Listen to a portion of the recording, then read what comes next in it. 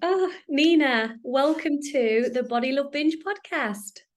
Victoria, I'm so excited to be here because I know we have so much in common. And it's kind of my favorite kind of conversations is really diving into the deeper end of this work. So yeah, Yay. thrilled to So be here. you may or may not know, when I have a guest, I ask 10 quick fire questions at the beginning just to get the ball rolling, to break the ice a little bit. So are you up for that? Totally. Okay, number one, your favorite food. Figs, fresh figs. Nice. Number two, favorite time of the day. Oh, I love this. There's a moment where I actually sort of naturally get tired just around somewhere between 2 and 4. And I used to fight it. I used to always fight it like, okay, let me get coffee or chocolate. And now I'm like, oh, there's that moment. I need to pause a minute. And I actually savor that now. It's like, okay, this is like a natural lull. Just take a minute, sit down, have a cup of tea, you know, just stop. And so I've learned to really cherish that moment now. I love that. I experience the Mm. same. I love Mhm. that. Number three, do you have a favorite quote or mantra that you like to live by or give to people? What would nourish me now? It's a Mm, question that I ask all my clients. It's a question I ask myself. It's a question I put on all sorts of things. What would nourish me right now? Right when I started my business and we were still using pens, right on the pen. What would nourish me right now? Because it brings us back to that conversation with ourselves, right? Not what does someone else need? What's next on the to-do list? But what would nourish me mm. is such an important conversation to be constantly having and cultivating with ourselves. Oh, yes. Thank you for sharing that. Number four, the most ridiculous diet you've ever put yourself on. And back in the day when I'm sure you've Oh my dieted God. many times. Oh my gosh. I can't even, there are so many. Okay, there was watermelon diets, there were grapefruit diets. There was Scarsdale, which completely dates me, which was, I think, I don't know how much steak I ate at that time. There was fasting, just straight up, let's just not eat. That's the most ridiculous, right? We're humans. Humans require food to survive. And what do we do? Sometimes starve ourselves? Like, makes no sense. So yes, there were many, too many. Too many, yes. Okay, number five, three things that you love. Mm. I really love working with women. It lights me up. I'm passionate about helping women feel at home in their bodies and at ease with food because it gets so in our way. So I actually have that great delight every day and that great honor of really being let into women's deep lives, inner lives. And it sort of gets to the second thing that I love so much. I like having the deep conversations. I tend to not be super fluffy. I get a little too serious sometimes. I love getting really into the oomph of life. I think that's where it gets juicy and makes us feel alive and feel vibrant. And the other thing I really love is being with my family. I Mm, really love that. beautiful. Wow. Okay, number six is finish this sentence. Okay, so when I'm experiencing a body image trigger, I. Mhm. The first thing I do actually is I put my hand on my heart. I Mm, put my hand on my heart and I go, ouch. mm, Because to stop in that moment and go, ow, ooh, that hurts, right? And it'll still come up. I have some very dear friends who live in very small bodies, and I am not living in a very small body. And so I show up with them, and there's an old part of me that's like, oh, uh-oh. And when I hear that old tape going, oh, my body should be smaller, and doing the compare and despair game, right?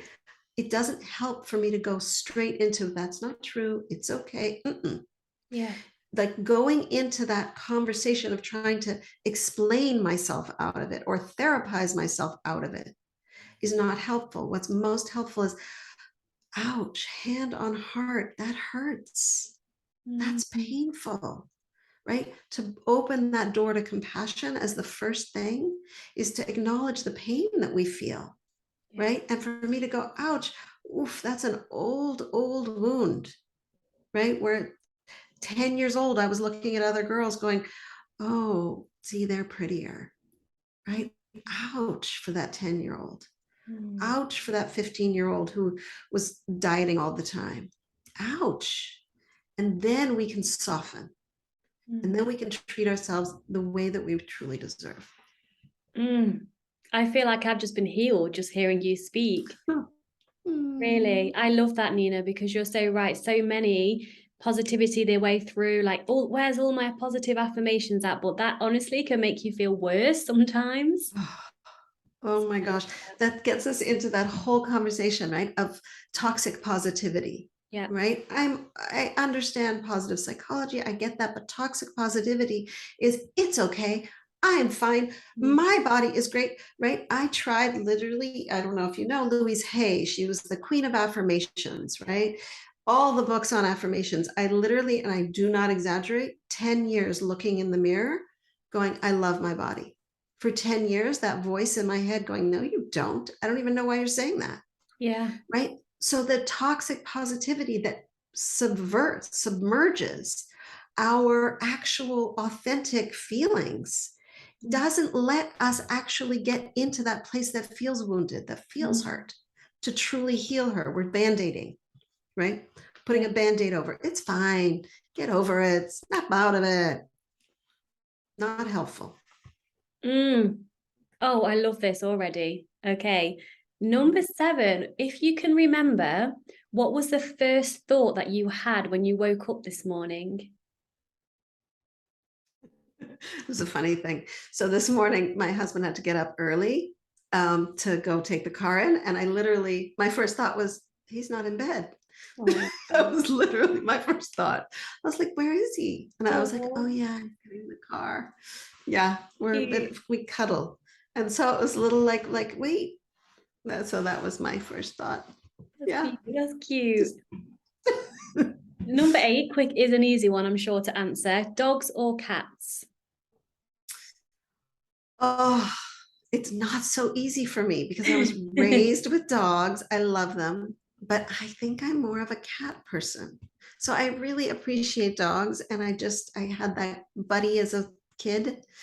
Um, but there's nothing that calms me down more than just having a cat on my lap.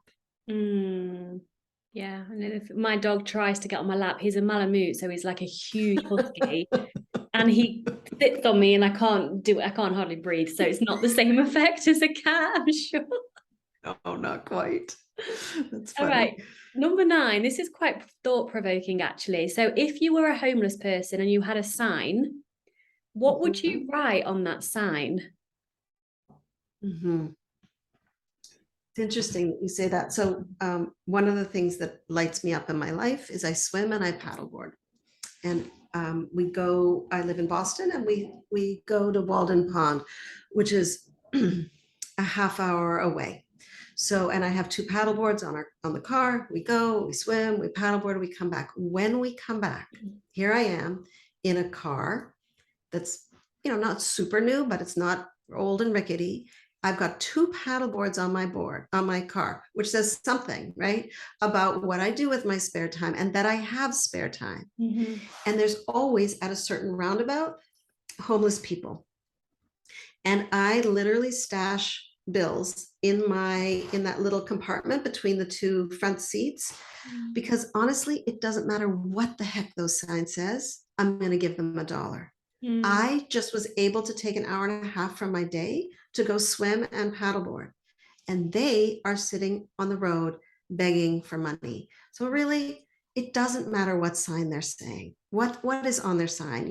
Sometimes it's I'm I'm having a hard time feeding my family. I'm a veteran. It doesn't matter. Mm. I am way more privileged, and I'm going to give money. And Mm. it doesn't our need it doesn't need a sign, Yeah. right? Our need doesn't need a this is why we need it. Our Mm. needs are needs, and that's true for homeless people, and it's true for us as people just navigating life with a certain amount of privilege and want something to eat and need food and need nourishment and need rest. So I don't know what I would put on that sign, but I think it doesn't matter. It would basically be like, there is a need here. Yeah. So much compassion. That's so beautiful. And the last one, number 10, what would you like people to take away from this podcast? I know we've not got into the juice yet, but what would you like them to take away from it? So the fundamental message in Body Peace for me is that you are having a relationship with your body, and that this relationship matters. It really matters, because the relationship with your body impacts the relationship of everything else. Your relationship with your partner, your relationship with your family, your relationship at work, your relationship to your profession, your relationship to your sense of confidence. Yeah. Right? So your relationship with your body is worth taking the time and energy, right? And people who are listening to this are already saying, yes, this is important to me. This relationship is something I want to heal. This is something I want to develop so that it feels like a relationship that I enjoy, that feels fun, right? So my take home message is truly, this is a relationship. It matters. And if you're not happy in this relationship, that can change. Just receiving that. What is Body Peace then? So I love your title, like Body Peace Coach. Right, just resonates with me so much. For those that don't know, how do you describe body peace? Yeah. So often I find the easiest way to describe body peace is, unfortunately, by describing body war, because we all know it. We all know what body war is. Body war is looking in the mirror and being like, oh, my belly. Body war is putting on clothes and feeling just terrible about ourselves. Body war is walking into a room and looking at everybody else and wondering, am I thinner than her? Am I fatter than her? Right? Body war is eating any meal and then feeling bad about it. Right? That's body war. Right? That's painful. Nobody wants to be at war all the time. So body peace is having that positive, connected, respectful, supportive, compassionate relationship with ourselves. Body peace isn't body love, right? I actually find body love a bit too aspirational for many, many women. It feels like, oh my gosh, I'm supposed to get to this place and I'm supposed to love my body and then I'm going to stay there all the time. Well, that's not life, right? Like one of the questions, what do you do when there's a trigger? We all have triggers. So to sort of put our sense of where do we want to live in this relationship with our body at a different level than this high, okay, I now feel awesome about myself 100% of the time. Not so much. Body peace is much more human, right? We really want to be living at that level of like, yeah, okay, this feels good. Sometimes it's hard. Sometimes it's easy. Sometimes it's really pleasurable. Sometimes it's kind of painful. But we're not hating on each other and throwing rockets at each other all the time. Yeah, like an abusive relationship. I'm not sure if I heard you describe it as that on Gina Squires' podcast, possibly. I loved that in terms of if you're actually in an abusive relationship, and I unfortunately have been with a man, I also used to be in my own personal relationship, abusive relationship with my own body. Yeah. And that's hard. Victoria, it's very hard. First of all, I'm sorry. I'm sorry that happened to you. And I'm so glad you're not there. That's so important. And that speaks to the healing that you've done in your relationship with yourself to get to this place where, no, I don't deserve that. That's not okay. That is not the way that anybody else should treat me. And it's not the way that I will treat myself.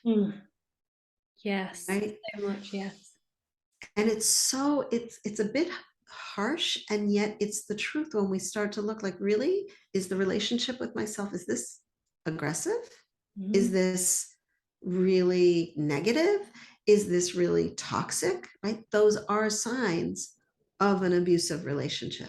Am Yeah. I always bossing myself? Am I always saying you should do this and you shouldn't do that? That doesn't feel good in any relationship. And nor does it feel good in our relationship with ourselves. And that is what I would qualify as an abusive relationship. Mm. And you know what's interesting about abusive relationships with other people and with ourselves, speaking from experience with this relationship I was in, it becomes your comfort zone, like abuse becomes normal. And so Yes. therefore, over time, depending on how long you're in it for, and I'm so sorry to probably assume that many women listening or watching this have been in an abusive relationship with themselves for many years. You don't Yeah. even realize it's happening. It's just so Yeah. normal, isn't it? It is. It's so normal that women get together Yeah. and are abusive to their bodies in public with one another. Oh, yeah, I hate my belly. Oh, yeah, I'm really like, just my arms, come on, really? Like, we say these things out loud Yeah. to one another. I hear women at the gym, oh, I hate my body. I'm like, wow, wow, ouch, ouch, ouch, ouch, ouch, so painful, right? That is an abusive relationship. Yeah. How did you cultivate body peace in your own life? I'm sure this is like a very long story, but just give us a bit of a background of like where you've come from. You've mentioned a few of the diets you've done before. How long have Yeah. you been living in body peace, Nina, and helping women? Yeah. So I really started my journey around body peace um, from the perspective of movement and yoga and body work. So I was still dieting heavily. I was living in New York City at the time. I was in OA, Overeaters Anonymous, Oh, trying to get very rigid about, okay, I'm gonna get this going now. I'm gonna really do this. And then I ended up living and working at a yoga ashram. And it was an experience of embodiment. Oh, there's sensations in this body. mm, Oh, it actually feels good to do this kind of movement, or maybe not so good to do this kind of movement. And then I got into body work. So for many years, I was a massage therapist and I worked with women, and I heard over and over women's body stories, mm, right? Because we all carry a story in our body, right? Our whole book is written the book of our life is written on the cells of our body. mm. So to be in this place of really being honored by hearing women's stories, I was like, and having so much compassion for them and helping them feel safe enough so that they could relax in their body and feel good in their body. I was like, yeah, I need some of that, right? I need that too. And so, from this perspective of yoga and body work, and then I was like, you know what?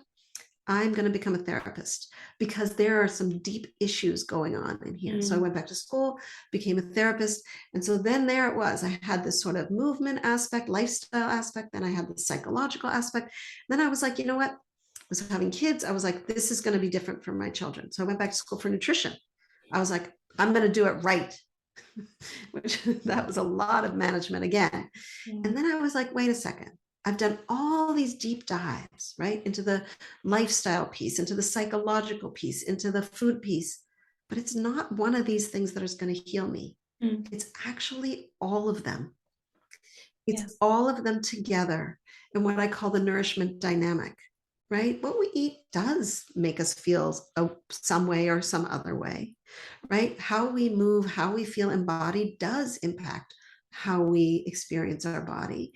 And the traumas and the psychological stuff that's gone on before does inform how we look at this relationship with our body.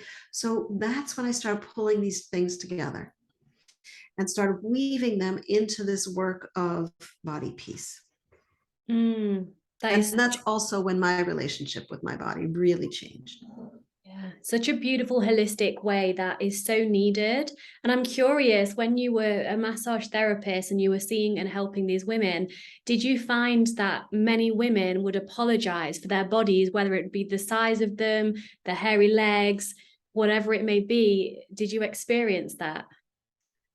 All the time. Yeah. All the time.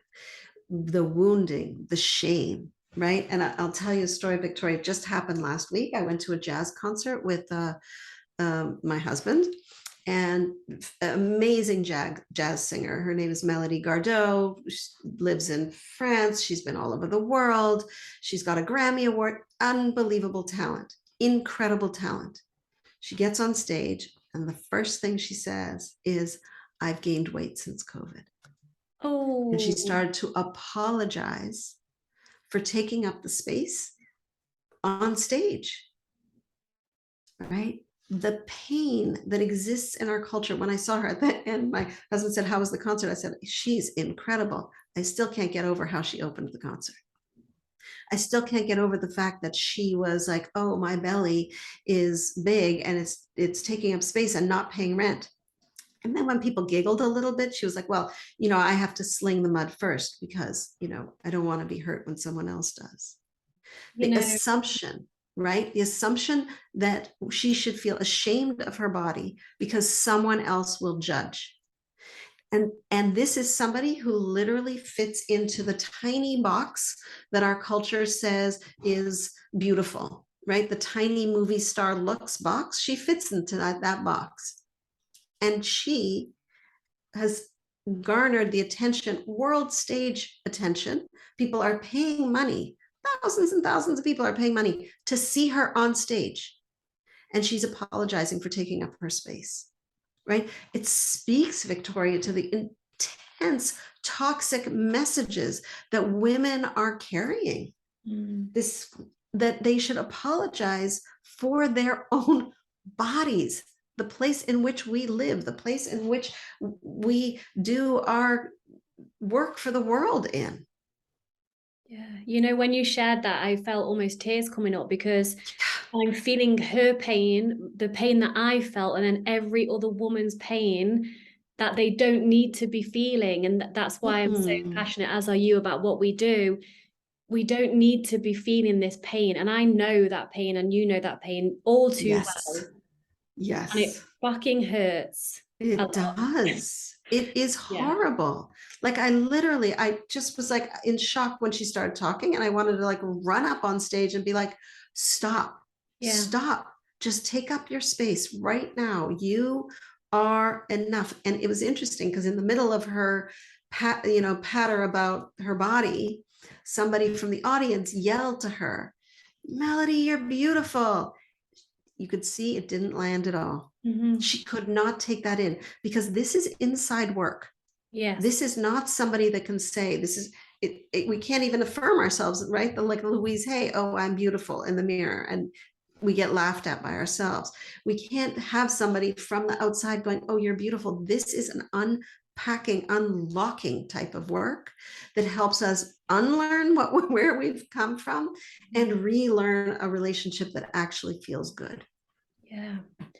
Oh, I would love to dive straight into intimacy because I am watching the time. We've still got time to go. But I Yes, really would love to dive into this topic, Nina. So my let's. experience with intimacy until I've like healed and been on my journey was the lights had to be off, or if I felt good in my body because I'd lost weight, it was almost like I was performing. I was like showing. I was never in my body. It Yes. was always for the other person and always wondering what they would be thinking of me. So many women I know that I work with and speak to avoid intimacy even if they perhaps want to because they have shame around their body. So can you give us all the juice and all the tips on how we can potentially go from avoiding it at all costs, even if we want to being Yeah. in our bodies and experiencing what it actually is in terms of connection and love and all of that? Yeah. I would love if you're open to it. So I write poems about our relationship with our body. I've started writing it as a different way to communicate some of these really deep, embodied feelings. And there's two poems I have that specifically get into the whole intimacy thing, but there's one that I'm wondering, it's a very personal poem, and it's called "Don't Touch My Belly." And I'm wondering if I could read Please, that to you. please, please go Okay. ahead. Yes, please. So this is called Don't Touch My Belly. We were in bed together, touching all the places for delight, but out of my mouth came, don't touch my belly. And I moved his hand away from the part of me that I thought was too big, too much, not flat enough, not appealing. My mind had been seduced into sensation. My mind that had been seduced into sensation was suddenly trapped in self-criticism. Self-consciousness took me out of my body. I lost my own experience of aliveness. I lost connection to my mate, to the moment, to myself. Society's absurd ideals of what is sexy got into bed with me. I now say, get the hell out of my bed, out of my body. This pleasure is mine. This belly is mine. And then I put his hand on my belly because that's sexy too. Mm. Oh, cold shiver. That's so beautiful. And like you say, the way you express yourself through words, it says so much. Thank you. Oh my gosh, my total delight and privilege. And I find, writing poems has been healing for me, but it's also gets past our sort of mind trying to understand some of these concepts and wrap our intellectual prowess around an issue that's so deeply felt. And Victoria, one of the things you were talking about, when you opened the door to our conversation around intimacy, is how embodiment is at the center of it, right? You were like, I wasn't in my body, I was in performative space. I wasn't in an embodied space, right? I was like, how does my body look? How does it behave in relationship to what this other person thinks, feels, or might perceive? Yeah. That is not a place of sensation. No. Right? So if we're looking to reclaim sensuality, sexuality, intimacy, the first place is reclaiming our sense of embodiment, right? And a very powerful question to ask at that time is, what do I feel? Right? Like in my poem, as soon as I was in my head, oh my gosh, don't touch my belly, he's going to think this, he's going to think this, I'm out. Yes. I am out. I'm no longer experiencing what's there for us, whether it's pleasure with someone else, pleasure with ourselves, right? Just the pleasure of smelling a rose. We're not there for it, right? We want to bring ourselves into our body to truly be there. Yes. How can we do that? I mean, of course, I have my own version, but in terms of someone being like, I want this, I want to be in my body, how do we be in our body? Yeah, that's such a great question. I'm smiling because I love talking about embodiment because it's so at the core of the work that we do. Yeah. So embodiment, when we've been trained to be out of our body, and our culture does it in a million ways, right? It does it by objectifying our bodies. It does it by information, right? We're one of my colleagues calls it a high fact diet, FACT. So much information coming at us, it's all in our head. So to come into our body, into sensation, is a practice. And just like any practice, you want to start small. You want to start very small.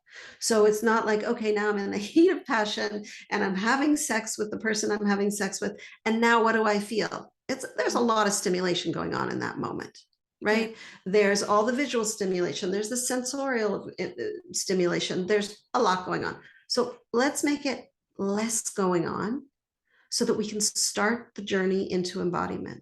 And one of the things that we can do it right now is literally just rubbing your hands together.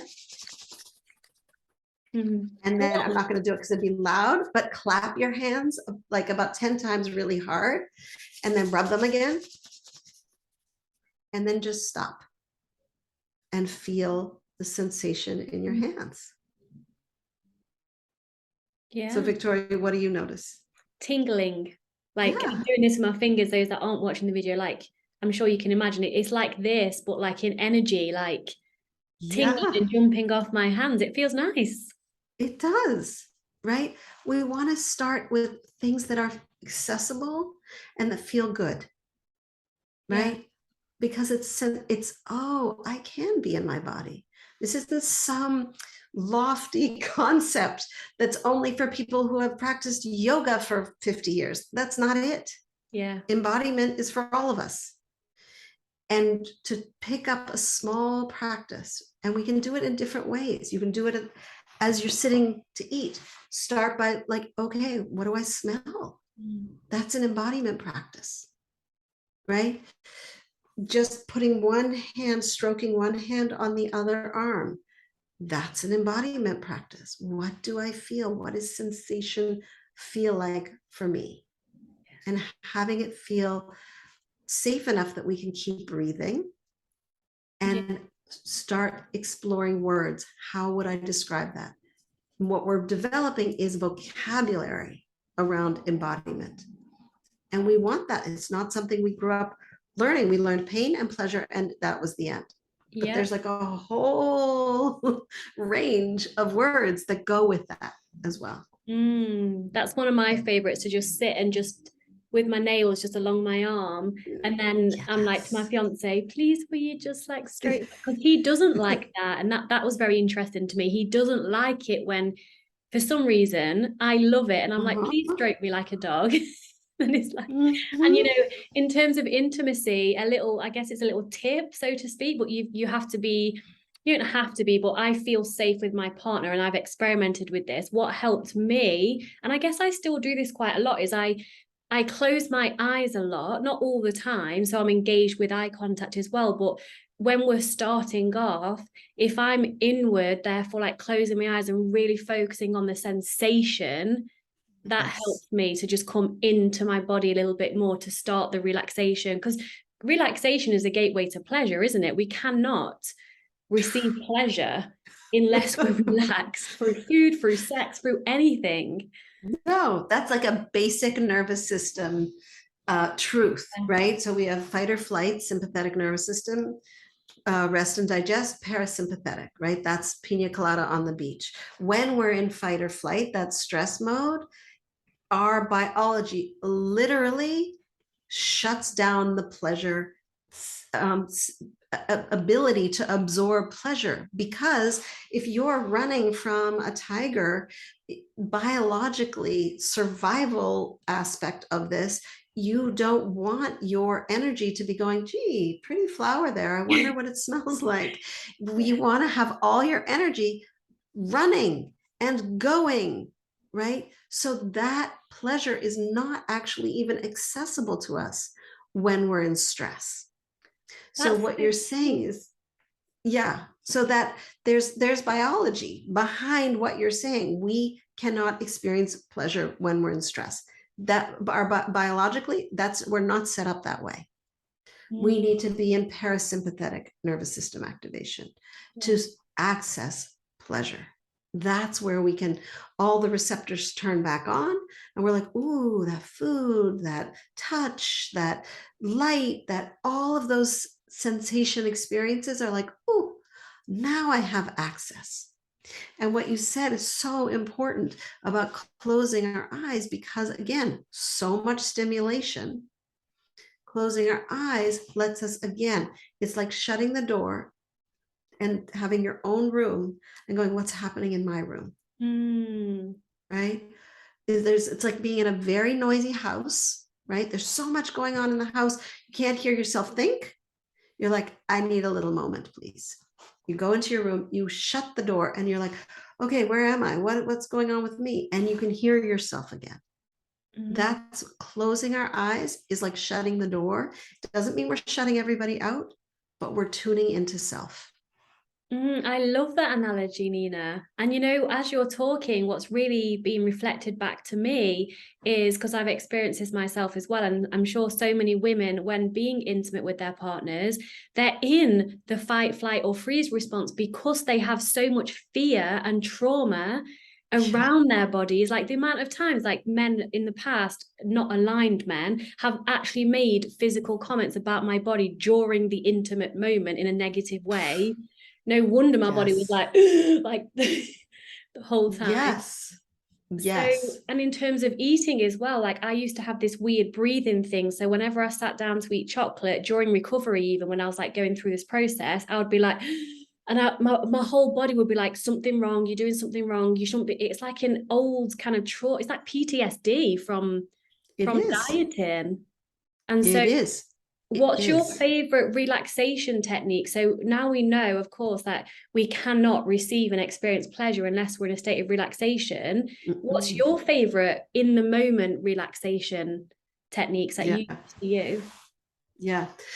Victoria, I want to say one thing about what you just said, which is it is trauma. Mm, Dieting, restriction for decades is trauma. yeah, it It's is. very important for us to say that, Yeah. and that you said it. And I just want to yellow highlighter it. Like, it's so important for us to realize this is something to heal from, Mm. because we all think, oh, they're just diets, whatever. I just did 5 million of them and most of my life, and whatever, no big deal. Like, I Everyone would else like to is find doing it also. Everyone else is right. also doing it. They're selling it. Everyone's Hmm. doing it. Yeah. Right. Absolutely. No, no. Mm. It's traumatic Yeah. to constantly be in body management, to Oh, be it is. raised into body management, to be told that our body isn't enough. Mm. It is traumatic, and it deserves the attention of our energy, Yeah. of our time, of our intention to work this through so that we can be in a relationship that doesn't feel abusive, to go back to what we were saying. And Mm. to answer your question, like what is a relaxation technique? I really think that it's a very personal thing, and we have to experiment. Yeah. I think that somebody can say, what works for me is X, Y, and Z, right? I have my menu. There's things I go to acupuncture. I go do isolation floats, float tanks. I swim. A lot for me is water. I take baths. Water for me is very soothing and really gets me in my body in a very relaxed way. That's not true for everybody. It's important to experiment. Oh, let me try, I don't know, foot massage. Let me try meditation. Let me try music. Let me try walking in nature. Everybody is going to be different because something speaks to your nervous system Mm. and lets you dial it down. And that's the moment you're listening for.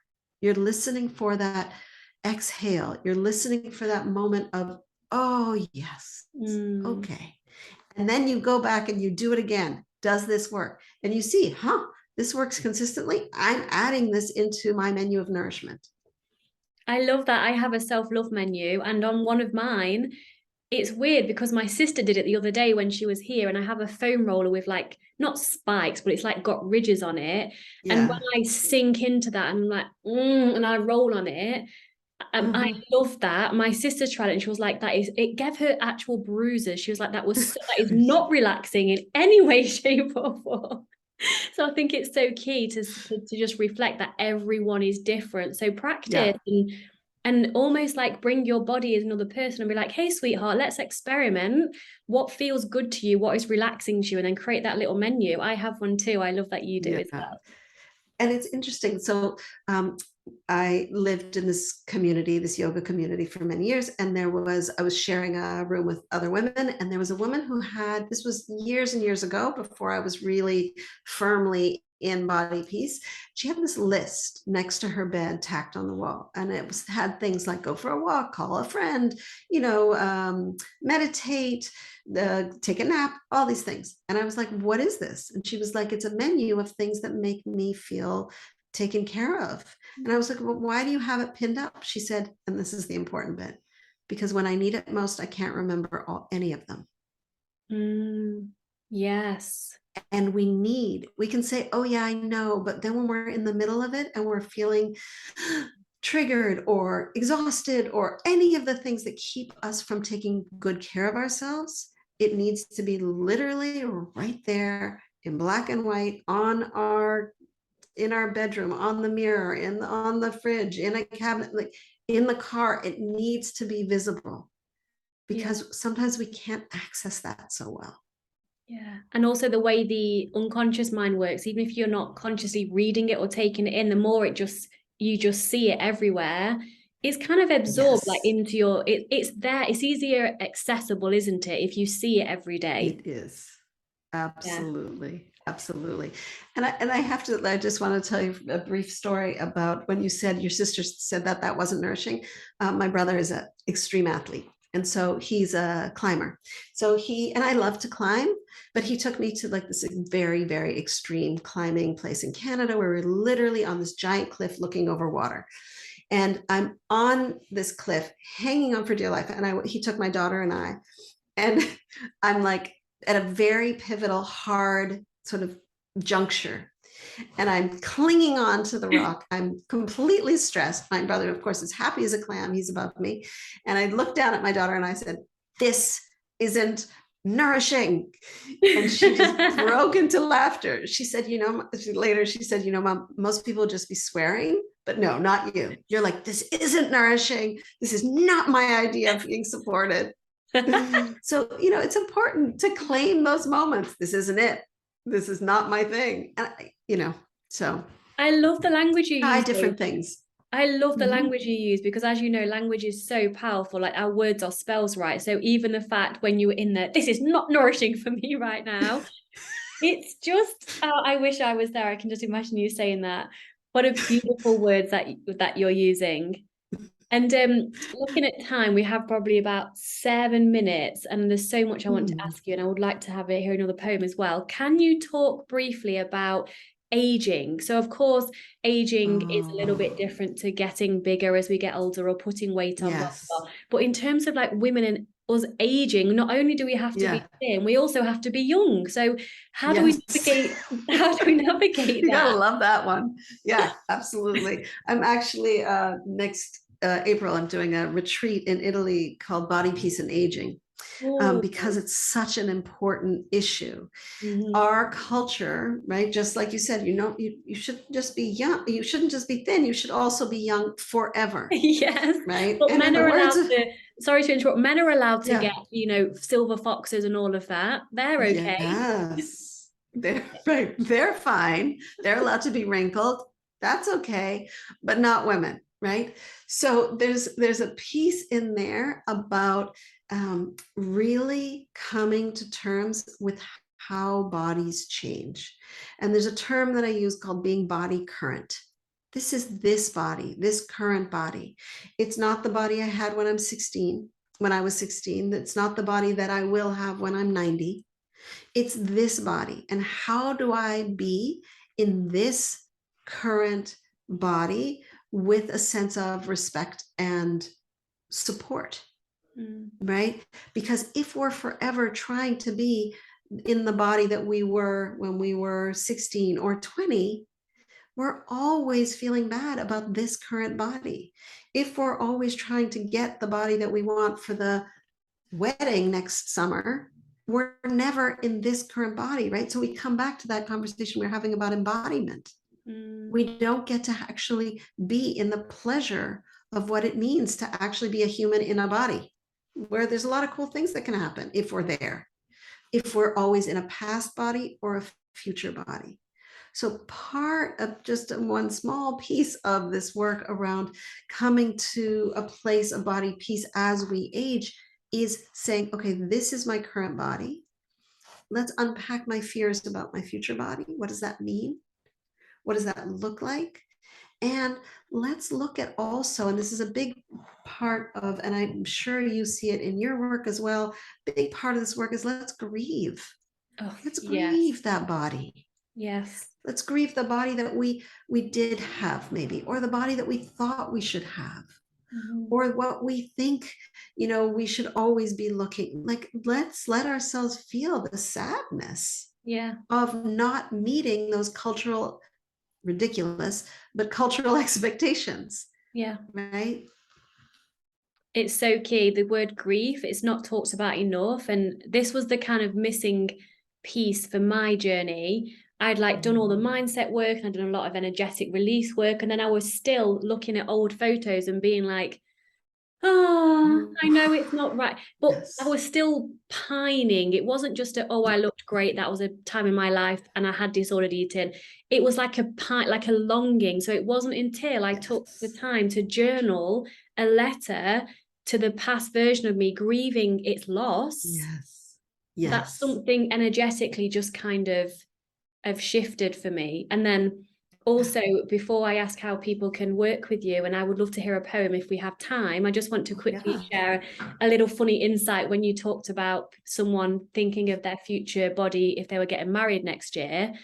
I get married next year, and I made a joke to my family and I said, you know, I'm probably going to be the only person going to my wedding as the bride not wanting to lose weight for my wedding dress.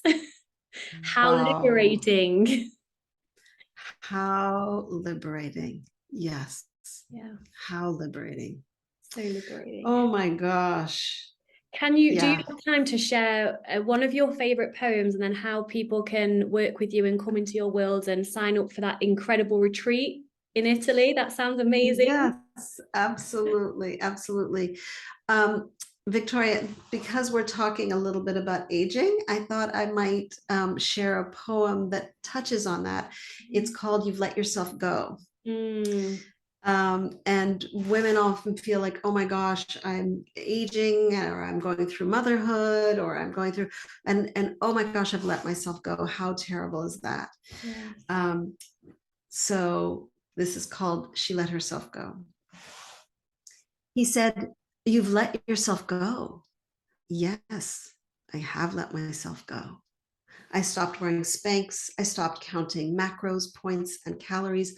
I said no to the Botox. I let the gray show. The truth is, I did let myself go. I let myself relax. I let go of expectations. I've let myself be at home in my skin.